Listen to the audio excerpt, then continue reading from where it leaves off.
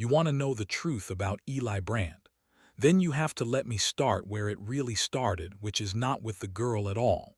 It starts with the silence. I have lived in Hollow Pine my whole life. 61 winters now if you count the one I was born into, and I do count it because my mother always said I came hollering loud enough to wake the dead. We don't have much up here. A trading post that I ran for 30 years before my knees gave out. A church with a bell that only rings true on Sundays. A creek that freezes by November and a road that washes out every spring like clockwork. And we have men. Quiet men, mostly. Men who came up into these mountains because the flat country down below had too many people in it, or too many memories, or both. Eli was the quietest of all of them. I remember when he first came through, back before any of this. He was young then, broad in the shoulders the way mountain work makes a man, with a laugh that you could hear clear across the valley. That's the part folks forget now. Eli used to laugh. He'd come into my post and lean on the counter and tell some long, foolish story about a bear or a busted axle, and he'd laugh at his own telling before he even got to the end of it, so you'd be laughing too without even knowing what was funny yet. He married a girl named Ruth. Sweet thing, dark hair, sang in the church when the weather let her get down the mountain. They had a little boy, Samuel. I'm going to say this plain because I don't believe in dressing up grief in pretty words. The fever came through one winter. Took the boy first, then took Ruth 4 days after, while Eli was riding for the doctor that lived 2 valleys over. The doctor's horse went lame in the snow, and by the time Eli got back, walking, leading the animal by the bridle, his wife was already cold and his son was already in the ground because the neighbors couldn't wait on a thaw to bury a child. He didn't cry. That's the thing people remember. He didn't make a sound. He just walked up that mountain to his cabin and he closed the door, and for the better part of 7 years, that door may as well have been the side of the mountain itself. Oh, he came down. He had to. A man's got to eat, got to trade his furs and his cut timber for flour and salt and nails. So twice a season Eli Brandt would come down into Hollow Pine and he'd lay his goods on my counter and he'd point at what he needed and he'd pay and he'd go. In 7 years I don't think that man said 100 words to me. I'd say, "Cold enough for you, Eli," and he'd give me a nod. I'd say, "Bear's been bad this year up your way," and he'd give me a shrug. His voice got rusty from not being used. When he did speak, it came out low and cracked, like a hinge nobody'd oiled. The laugh was gone, completely gone. I used to think about it sometimes, lying awake. Where does a laugh go when a man loses everything? Does it die with the people who used to hear it? I figured Eli's had. We all did. Now here is where the girl comes in, and I want you to understand something before I tell you about her. None of us asked for her. Nobody arranged it. There was no kindly matchmaker, no letter that any of us knew about. To this day, I am not entirely sure how it happened, except for what I pieced together later, and even that I half think she made up to spare the man's pride. It was the tail end of April, mud season. The worst time of year up here, when the road is neither snow nor dirt but something in between that grabs a wagon wheel and won't let go. The stagecoach that ran up from the railhead only came as far as the fork, 3 miles below town, because the driver wasn't fool enough to bring his team up into our mess. So when somebody came to Hollow Pine in mud season, they came walking. And she came walking. I was on my porch, I remember, because the sun had finally got warm enough to sit in, and I saw her coming up the road from the fork. A little figure in a gray traveling dress, carrying a carpet bag that was clearly too heavy for her, switching it from one hand to the other every few steps. She had mud up to her shins. She had mud on the hem of that dress halfway to her knees.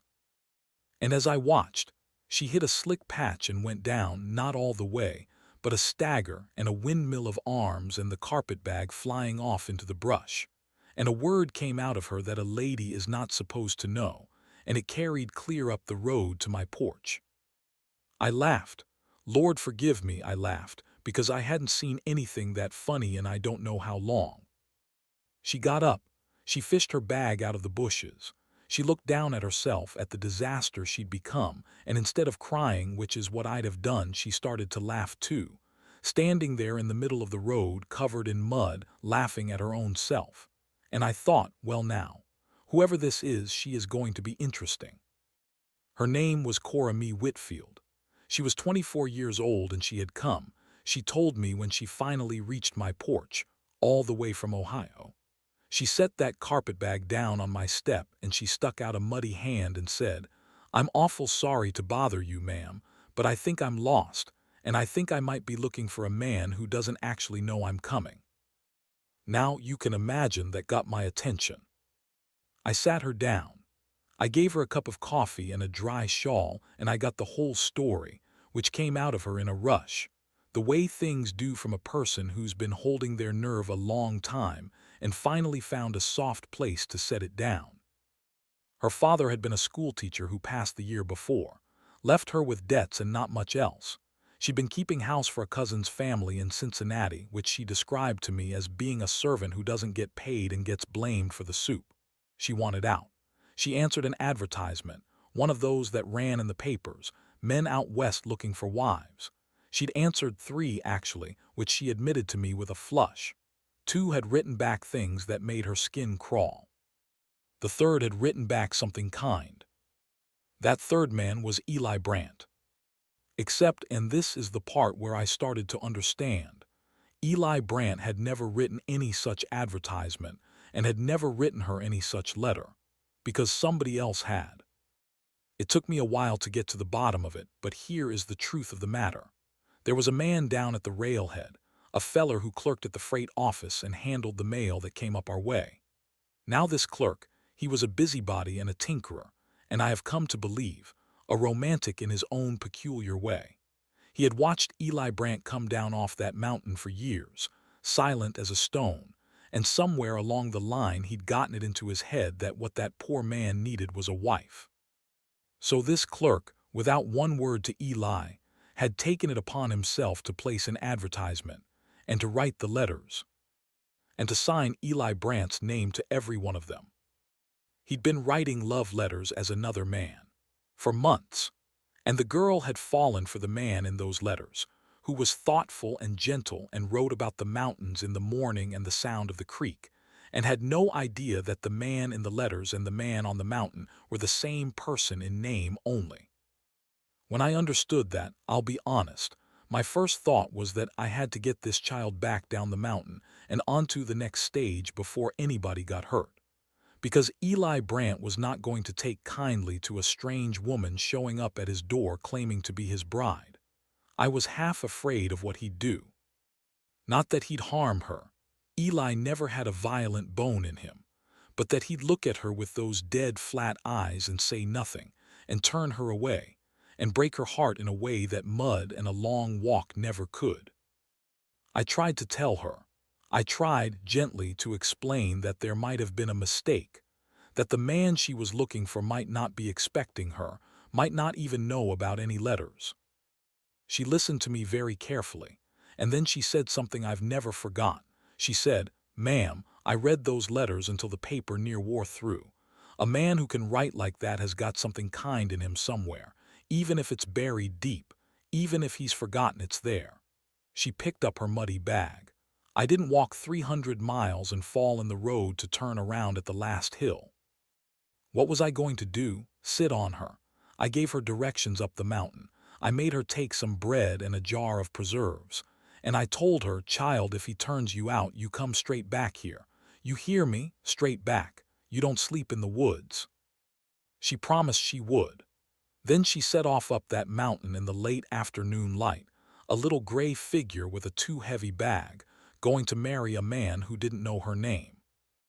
I didn't sleep that night. I kept getting up to look out the window toward the mountain, like I'd be able to see anything in the dark.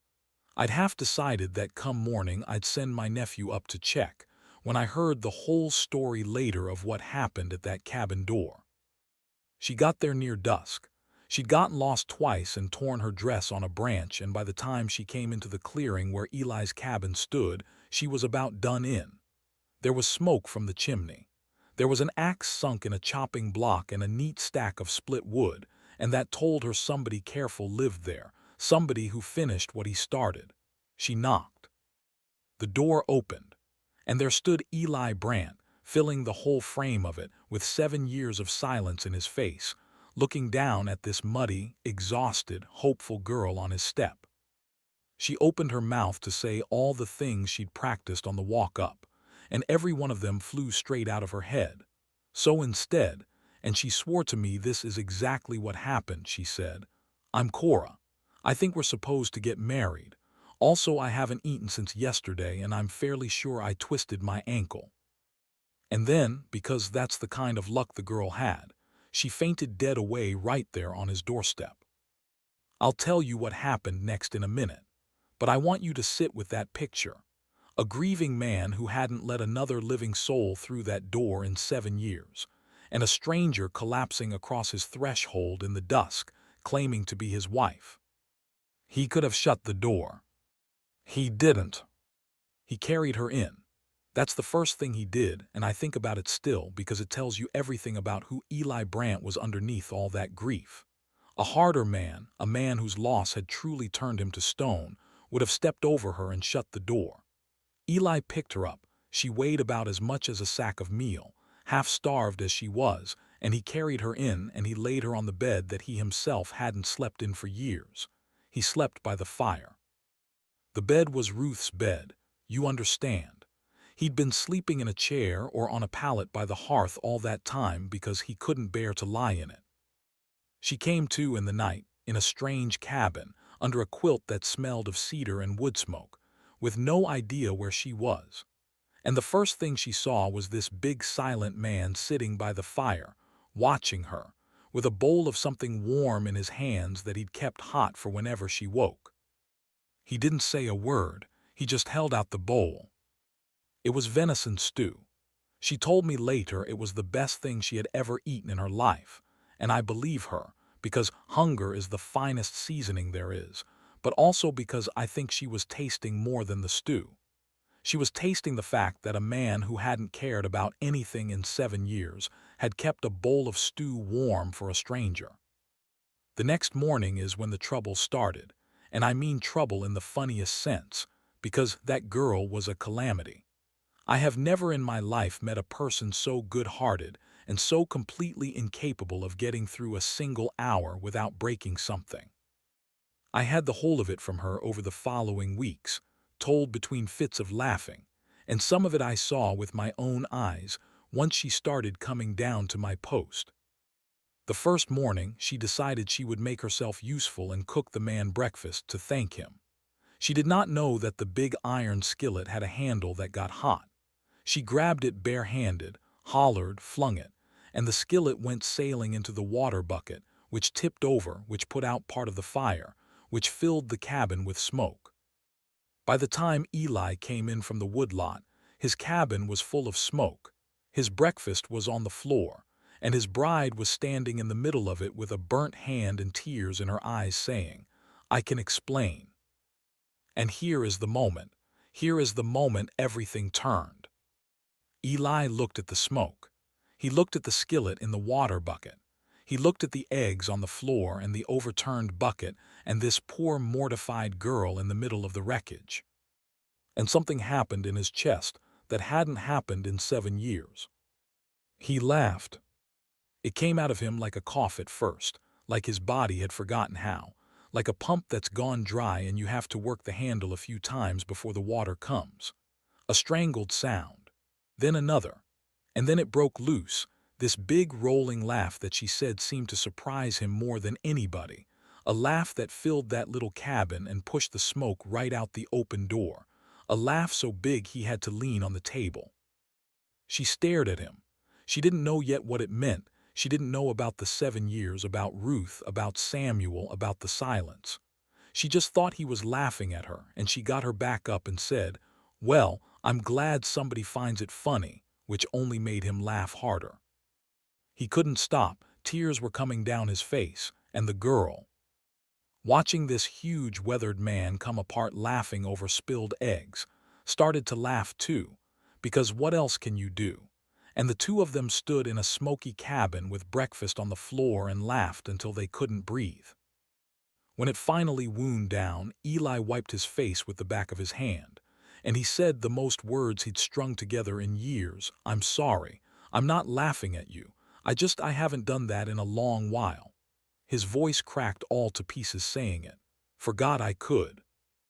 That was the beginning. Now I won't pretend it was smooth from there because it wasn't, and the truth is better than any pretty story anyhow. They didn't fall into each other's arms. They were two strangers after all, and one of them was carrying a graveyard in his heart.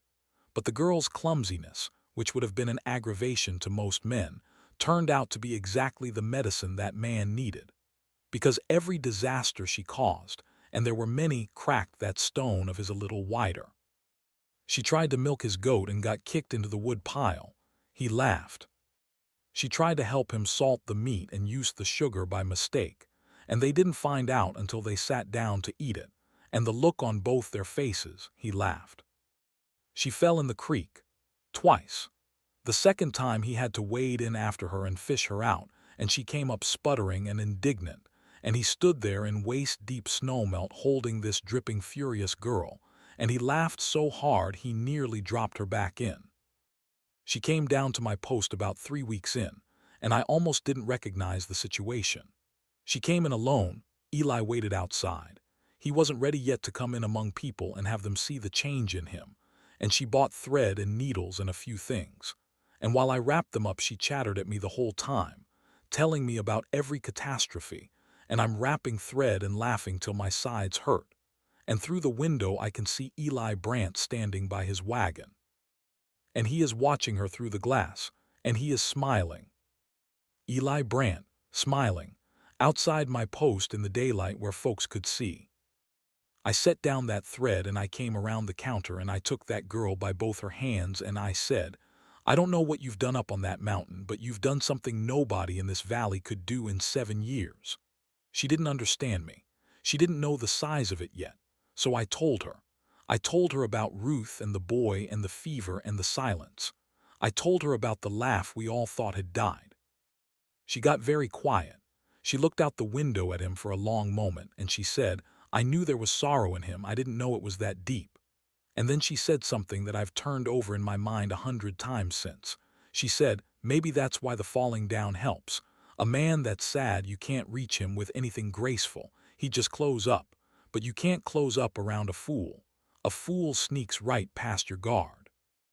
I don't know if she meant it as wisdom or was just talking, but I've decided it was the truest thing anybody ever said in my post, and I heard a lot of talk across that counter over 30 years. They were married proper by the end of May. Now there's a piece of this I have to tell you, because it would be dishonest to skip it, and it's the piece where things nearly fell apart entirely. It was the clerk, the one who'd written all those letters. He came up to Hollow Pine in June, pleased as a cat with cream to see how his little scheme had worked out. And the fool, not understanding what he'd set in motion or how delicate it was, went straight up the mountain and knocked on Eli's door and introduced himself as the man who'd brought them together. And he told Eli everything. The advertisement, the letters, all of it, signed in Eli's name without Eli ever knowing. And here is the danger you can see coming a mile off. Cora had fallen in love with the man in those letters, with his words, with the gentle, thoughtful soul who'd written about the mountains in the morning. And now she learned that Eli had never written a single word of them, that the man she'd crossed 300 miles for on the strength of his letters had never written her at all, that it was all a stranger's invention. She was wounded to the bone. I think more wounded than she let on, because every woman wants to believe she was wanted, and she just learned that the wanting had been a forgery. And Eli was furious, not at her, at the clerk, at the whole deception, but underneath the fury was a worse thing, which was shame. Shame that he hadn't been the man in those letters. Shame that the words she loved weren't his.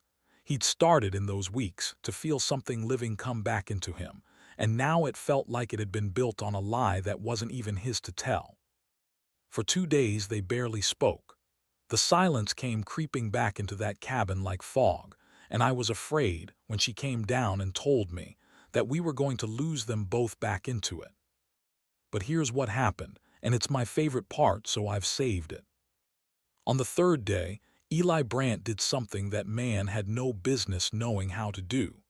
He sat down at the little table in that cabin, and he took up a stub of pencil and a piece of brown wrapping paper. They didn't have proper writing paper, and he wrote her a letter.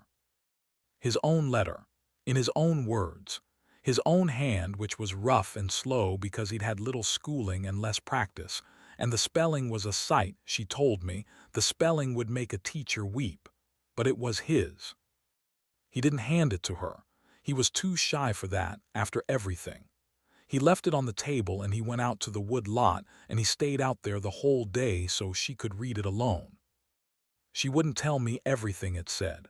Some things a body keeps, but she told me a little, and I'll give it to you the way she gave it to me, sitting on my porch with the summer coming on. He wrote that he was sorry, that he hadn't earned her with words and didn't know how to write the kind another man had written.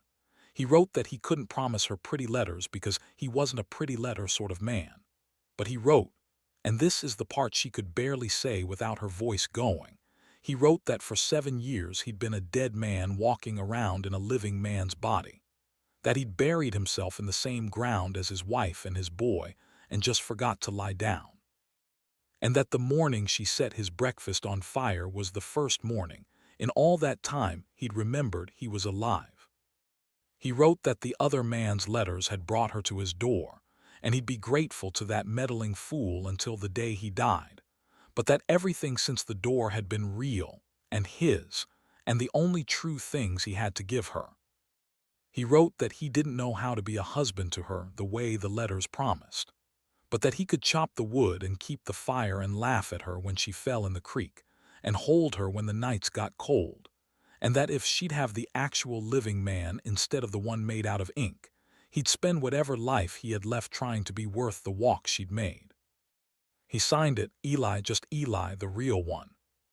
She read it about 40 times, she said, and then she went out to the wood lot where he was splitting logs like the world depended on it, not looking at her, just splitting and splitting. And she walked up to him, and she didn't say anything either because they were both of them poor at saying things. She just took the axe out of his hands and set it down, and she put her muddy little hand against his chest, right over his heart, and she stood there. And that was all that needed saying. They came down together to my post that week, both of them. Eli came inside this time, ducking under the doorframe, and he stood in my post in front of God and the half-dozen folks who happened to be there, and he said, "Tilda," just my name, and then he couldn't get the rest out.